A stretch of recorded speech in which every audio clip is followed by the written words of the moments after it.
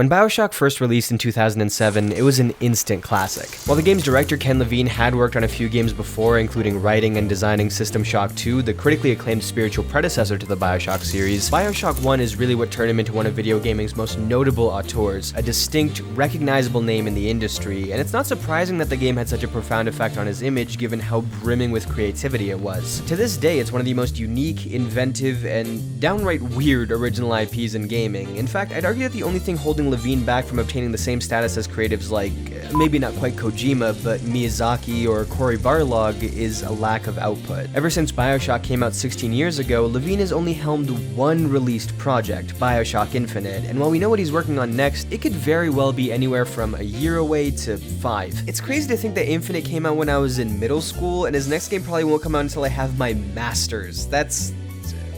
I need to stop aging. With Infinite, Levine did take a lot of big leaps for the franchise. For a game known for creating one of the most interesting and rich settings in modern media, it was ballsy to take his next entry and set it somewhere completely different. And while Columbia didn't quite receive the same praise that Rapture did, it's still easily one of the best settings in gaming. Bioshock's iconic twist on the voiceless protagonist and its themes around choice are swapped in favor of a character-focused narrative, which gives way to a story about parallel timelines and ultimately our capacity for both great good and great evil. A lot of what Infinite does is connected to the original Bioshock, but in a super non-linear Christopher Nolan-ass way. These games are great for their power-based gameplay, interesting narratives, creative societies, and iconic settings, but I think it's their social commentary that has helped keep this franchise in the zeitgeist. It's not like the games are subtle about it though. I mean, 5 minutes in, Andrew Ryan goes, "I told communism and capitalism to suck it. Here's my objectivist paradise," and then you dock, immediately run into drugged up lunatics in a dystopian city and think, maybe this guy was a f***ing idiot. And then in the first 5 minutes of Infinite, you're told to throw a baseball at an interracial couple, and instead you just jam the guy who gave you the ball's head into a buzzsaw. But even if its themes are obvious, they're presented so boldly that they really stick in your head. Despite all of its great qualities though, it does feel like this series is always behind itself. Nothing can quite live up to the original Bioshock. Bioshock 2, which was developed without Levine running point, is actually a criminally underappreciated game that does a lot for the lore of Rapture while playing even smoother than the first. It's just lacking in innovation, one of the main staples of its predecessor. And Infinite, while far more of a creative swing, has met criticisms for being too convoluted in its story and too streamlined in its gameplay compared to previous entries. Hell, even the original Bioshock can't live up to the original Bioshock, as its last few missions end with a whimper and not a bang, never lessening the impact of what came before it, but definitely coming across like a pale reflection of the game that existed before its big twist. Today, Bioshock is still a well-recognized, beloved franchise, but in the last decade it's given us a fat stack of hot nothing, and all of the future projects tied to the series come with a side of skepticism. All in all, we're left with a bit of a Schrodinger's Bioshock, where the franchise feels both alive and dead at the same time, and only when we see its upcoming projects finally release will we know which one it truly is.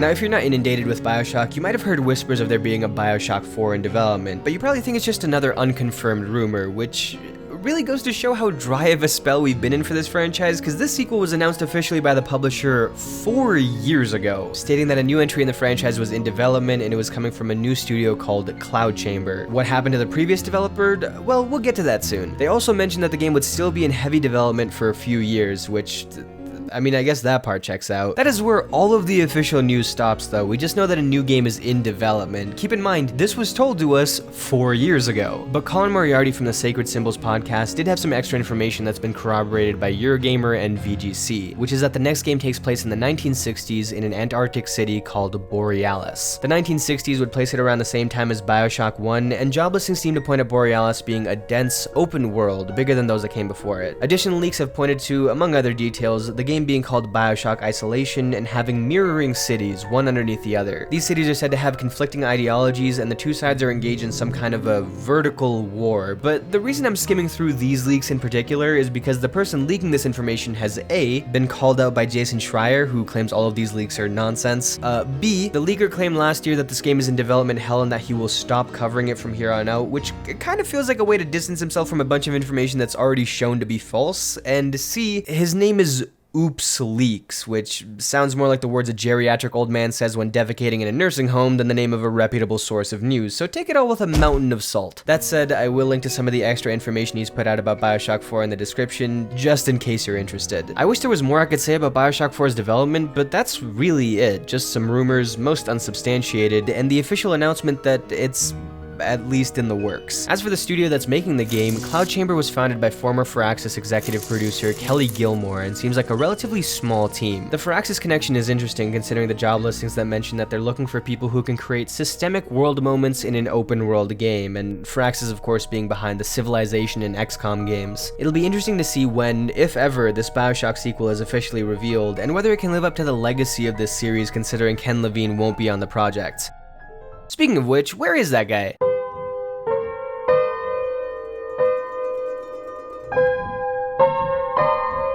In 2014, less than a year after Bioshock Infinite launched, Ken Levine decided to rebrand his studio, which was at the time called Irrational Games. He felt that Bioshock Infinite was too big of a process. It was no longer this intimate, community-driven experience of making games, and he wanted to change that. Most employees at Irrational were reassigned to new roles under their parent company 2K, and a small team of at first 15 and now 33 would start work on Levine's new project. Eventually, the studio got a new name, Ghost Story Games, which was chosen because ghost stories are immersive, exciting, and steeped in community, and the goal of the new team was to get back to Levine's roots and create small, community-driven titles. It's a bit ironic then that after claiming Bioshock Infinite was too big and complicated of an undertaking and that the studio's future was meant to be in smaller, experimental titles, that the gap between Infinite and Ghost Story Games' first project will be twice as long as the gap between Bioshock and Bioshock Infinite. See, Ken's had a bit of an obsession recently with a concept that he calls narrative Legos, which he first presented at a GDC conference 9 years ago. Essentially, the idea is to have a mixable and matchable set of narrative pieces that can organically form a bunch of different scenarios, like a supersized version of the Nemesis system from Shadow of Mordor. Each victory and defeat in that game led to battles and promotions and death within the enemy army, and in this hypothetical narrative system, the story and state of the world would warp and change in realistic ways based on your actions. And you know, maybe this would have been possible to make without a massive turnaround if the game was kept short, proper limitations were set, and the environment and gameplay complexity was kept low. Essentially creating a highly experimental game that didn't look AAA, but had the imagination of a small team of very bright developers backed by a big budget, and in the driver's seat, the creator of one of the most thought-provoking series in the entire medium.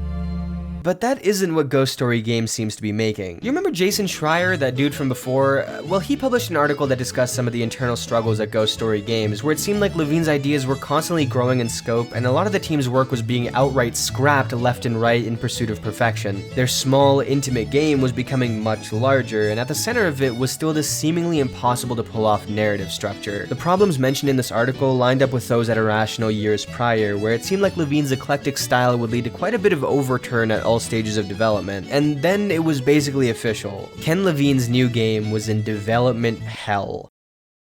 And then... the ship is dying. Less than a year later, we got a trailer for Judas. If you haven't seen this trailer and you're wondering why I put such a focus on this game and this studio in a video about Bioshock's future, that's why. A mix of standard weapons and superpowers, art direction that has echoes of particularly Bioshock Infinite, and an enclosed space station setting really puts it in line with not only Bioshock, but System Shock before it. There are definitely some consistent threads throughout all of these games. The small descriptions of the game do make it seem like this is the studio's big crack at the narrative Lego concept, with it centering around your escape from a space station before it meets an untimely end, and needing to work to some degree with groups or factions that you appear to have wronged in some way already. Just like Bioshock 4, this game is still largely shrouded in secrecy, but Take-Two seems to have pinned this down to release by, at the latest, March of 2025. A window that I honestly doubt will hold up. This thing is almost definitely gonna slip if its history is anything to go by, but at least we have concrete evidence that significant progress has been made. Even with its turbulent development cycle, I have more faith in this project than I do a direct Bioshock sequel, just because this is the one that has the brains behind the series in its corner, but my biggest concern is that it's too ambitious for its own good. I have a sinking feeling that this is either gonna take way longer to finally come out than is currently projected, or it's gonna end up a contrived, misshapen mess of a final product. Only time will tell, but Judas is absolutely a game worth keeping a very close eye on, if not for the greatness it has the chance to achieve, then for the dumpster fire it might become. What do you do when you create a narrative that hinges on the fact that it's being told through interactive media?